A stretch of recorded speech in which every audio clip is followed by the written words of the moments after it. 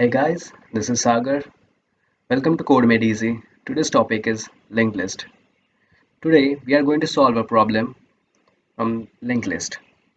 The question says that given a linked list and a number n, we have to return the value at the nth node from the end. That is, we are given a linked list and we need to return nth value from the end.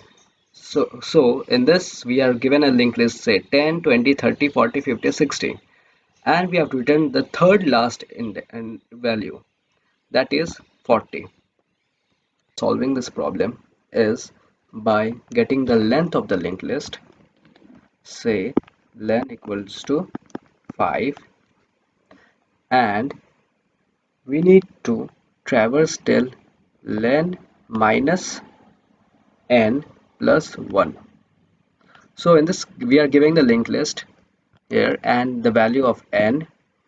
After calculating this, we will be getting 5 minus 2 plus 1, that is 4. So we need to traverse our current from head to fourth position. Let's say for when 1 is less than 4 true, our current will be moved to second position. Again 2 is less than 4 true, our current move to the third position. Again 3 is less than 4 true, our current will move to fourth position. And finally we will be giving the cur.data, that is the second last node from the end.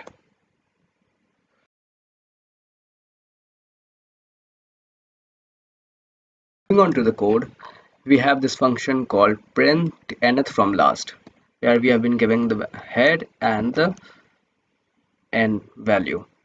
So first we are going to calculate the length of the linked list. Say our linked list has from 1, 2, 3, 4 and 5, and the given n value is 2. So in this step we are going to calculate the length. That's a temp. We have our temp at the head position, and we are going to traverse the linked list till temp is not equal to null. And after this loop we are going to get the length value to be 5, and this code is to check whether the value n exceeds our linked list. Then in this case we are not going to return anything. Again we have to set the value of temp to head, and finally we are going to traverse, in this code we are going to traverse the temp till len minus n plus 1. By this we are going to get the nth index from the last, and finally we are going to return temp.data. So this approach takes, in this approach we have to traverse twice the linked list. So this is not the efficient approach. The efficient approach for this code will be using two pointers.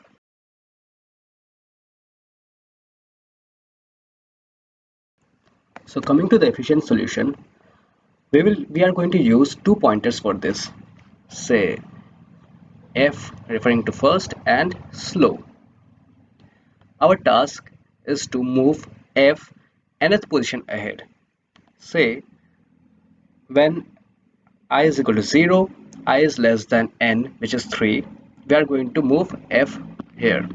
Again when I is 1, we are going to move f here, and I is equal to 2, we are going to move here, and I is equal to, and we are going to stop here, as in the next iteration I will be 3. Then our task is to move our slow pointer along with the fast pointer in the same pace. Say when first is not equal to null, we are going to move both slow and fast pointers. Say slow pointer moves here, fast pointer moves here. Slow moves here, fast moves here. And finally, slow moves here and fast moves to the null. And this is the breaking condition. In this case, we are getting the s dot value, say slow dot value, is equal to 4. This is the breaking condition.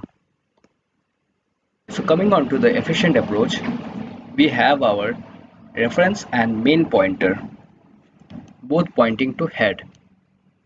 In the first iteration, we are going to move our reference pointer nth position ahead from the beginning.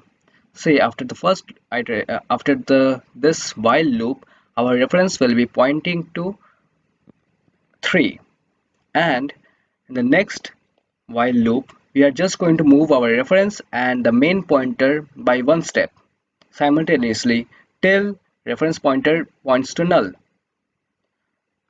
Let's do the dry run of this part. Say reference is not equal to null, so we are going to move m one step ahead and r next step. Again, reference is not equal to null, we are going to move m one step ahead and r next step. Again, since r is not equal to null, we are going to move m one step ahead and r one step ahead. And finally, when r points to null, we find that our m pointer points to the nth node from the end, which is 4.